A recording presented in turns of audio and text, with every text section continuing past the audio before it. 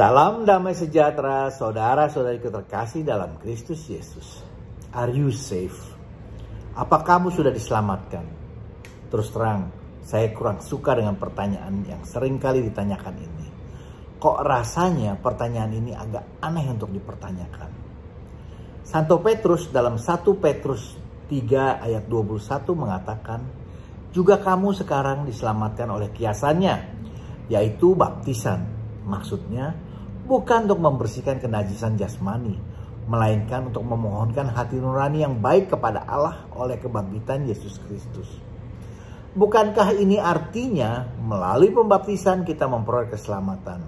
Namun juga ada bagian dari kita yang perlu menunjukkan sebagai orang yang sudah diselamatkan Tuhan. Dengan memohon hati nurani yang baik, tentunya agar perilaku kita yang sudah ditebus melalui kebangkitan Yesus Kristus menjadi berubah.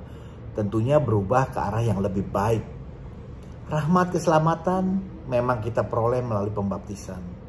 Namun kalau sudah dibaptis, kita masih tetap melakukan pekerjaan lama kita yang bertentangan dengan anugerah hati nurani yang baik, rasanya bukan tidak mungkin rahmat tadi akan hilang. Makanya saya bingung juga memikirkan jawaban yang tepat. Memang saya sudah dibaptis, artinya sudah beroleh keselamatan. Namun sebagai orang yang sudah diselamatkan, siogianya hidup kita juga harus sudah totally berubah, bukan? Galatia 2 ayat 20 mengatakan, aku hidup bukan lagi aku sendiri yang hidup, melainkan Kristus yang hidup di dalam aku. Tapi pada kenyataannya, terus terang, masih banyak perilaku saya yang perlu diperbaiki. Dan saya masih terus berjuang untuk itu setiap hari.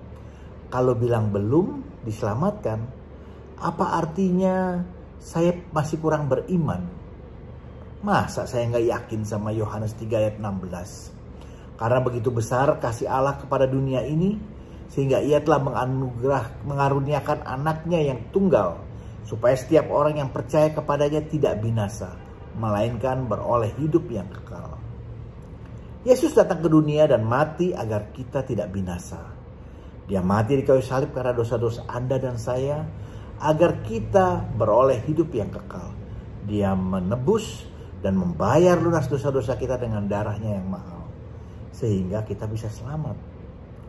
1 Yohanes 1 ayat 29 mengatakan, lihatlah anak domba Allah yang menghapus dosa-dosa dunia.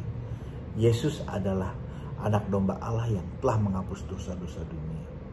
Bahkan dengan sangat gamblang Markus mengatakan di Markus 16 ayat 15, siapa yang percaya dan dibaptis akan diselamatkan, tapi siapa yang tidak percaya akan dihukum.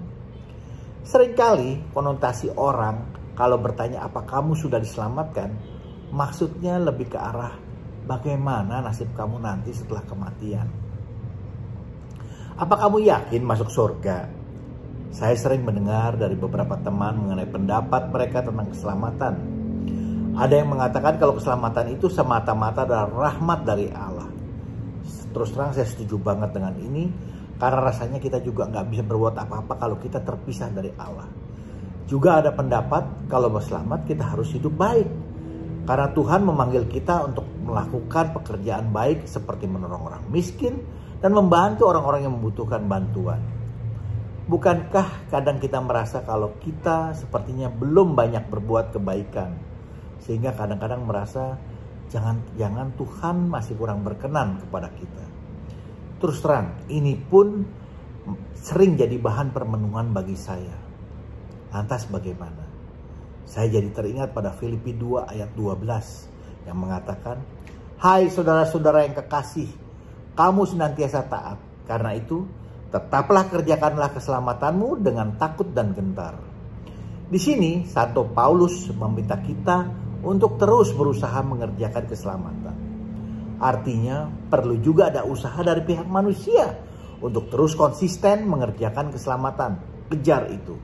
Dengan melakukan pekerjaan baik, sesuai yang digerakkan oleh hati nurani dan bimbingan Roh Kudus. Yang bahkan dikatakan perlu dikerjakan dengan takut dan gentar. Nah, kalau begitu, jadinya gimana dong? Rasanya keselamatan dari Bapa melalui Yesus Kristus, gak ada keraguan di situ. Tapi manusia perlu memberikan tanggapan karena manusia memang diberikan pilihan bebas oleh Allah. Sebagai bukti nyata kalau manusia telah menanggapi tawaran kasih dan keselamatan yang dari Allah. Manusia perlu berubah, perlu bertransformasi yang ditunjukkan dalam hidup sehari-hari, dalam perilaku kita. Tuhan memang mengasihi kita apa adanya, tapi Tuhan tentunya juga menginginkan kita agar dapat hidup dalam kehendak-Nya dan mengikuti jalan-Nya. Sehingga apa yang kita lakukan adalah apa yang menjadi kehendak Tuhan. Apa mudah? Tentu saja tidak. Tapi kita perlu bertekun setiap hari. Ini butuh ketaatan. Santo Agustinus pernah mengatakan, memang Tuhan menciptakan manusia tanpa manusia. Tapi Tuhan tidak akan menyelamatkan manusia tanpa kerjasama dari manusia. Tuhan tidak akan memaksakan kehendak-Nya bila kita tidak menginginkan. Hal penting yang perlu kita ingat juga adalah manusia tidak dapat dan tidak akan mampu mengusahakan keselamatannya sendiri. Masih ingat kisah orang kaya yang sukar masuk kerajaan Allah dari Markus 10 ayat 17-27? Di mana pada akhir perikop Yesus mengatakan, alangkah sukarnya orang beruang masuk kerajaan Allah. Bahkan selanjutnya Yesus juga menambahkan, lebih mudah seekor unta melewati lubang jarum daripada orang tadi memperoleh keselamatan. Sehingga murid-muridnya gempar. Jika demikian, siapakah yang dapat diselamatkan?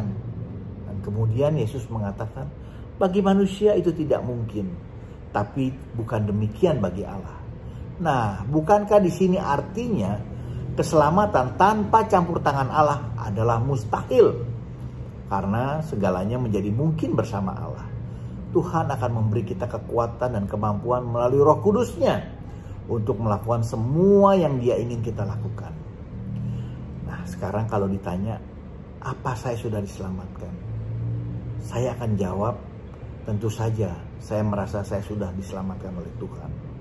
Tapi keselamatan itu bukan hanya saat ini, detik ini, tapi pada akhirnya keselamatan itu adalah bagaimana kita dapat selalu hidup dalam persatuan dengan Tuhan. Bagaimana kita dapat memelihara relasi kita dengan Tuhan. Bagaimana kita bisa bertanggung jawab sebagai anak-anak Tuhan. Bagaimana kita mengikuti proses menjadi dewasa dalam iman. 1 Korintus 15 ayat 2 mengatakan, oleh Injil itu kamu diselamatkan asal kamu teguh berpegang padanya. Bukankah artinya kita dapat memperoleh keselamatan karena kemurahan Tuhan? Namun kita juga dapat kehilangan keselamatan kalau kita tidak berpegang teguh kepadanya. Untuk itu, kita perlu selalu mendekatkan diri dengan Tuhan. Yang salah satunya adalah melalui doa. Kita berdoa bukan agar kita masuk surga, tapi kita berdoa agar Tuhan selalu berkenan kepada kita, mendampingi kita, memberikan kita kekuatan dan memampukan kita agar kita dapat mengerjakan perintah-perintahnya dan kita dapat mengikuti jalannya. Izinkan saya mengajak sahabat semua untuk merenungkan kembali kata-kata indah yang mungkin sudah sering kita dengar. You call me the way, but you don't follow me. Kau bilang aku jalan, tapi kau tidak mengikuti aku. You call me the light, but you don't see me. Kau bilang aku terang, tapi kau tidak melihat aku. You call me the teacher, but you don't listen to me. Kau bilang aku guru, tapi kau tidak mendengarkan aku. You call me the Lord, but you don't serve me. Kau bilang aku Tuhan, tapi kau tidak melayani aku. You call me the truth, but you don't believe me. Kau bilang aku kebenaran, tapi kau tidak percaya kepada. So, don't be surprised if one day I don't know you. Jadi jangan kaget kalau suatu saat aku tidak mengenal engkau. Bila ada masukan, mohon berikan komentar Anda. Jangan lupa di like dan subscribe. Juga di share agar kita dapat saling memberkati. Amin. Tuhan Yesus memberkati kita semua.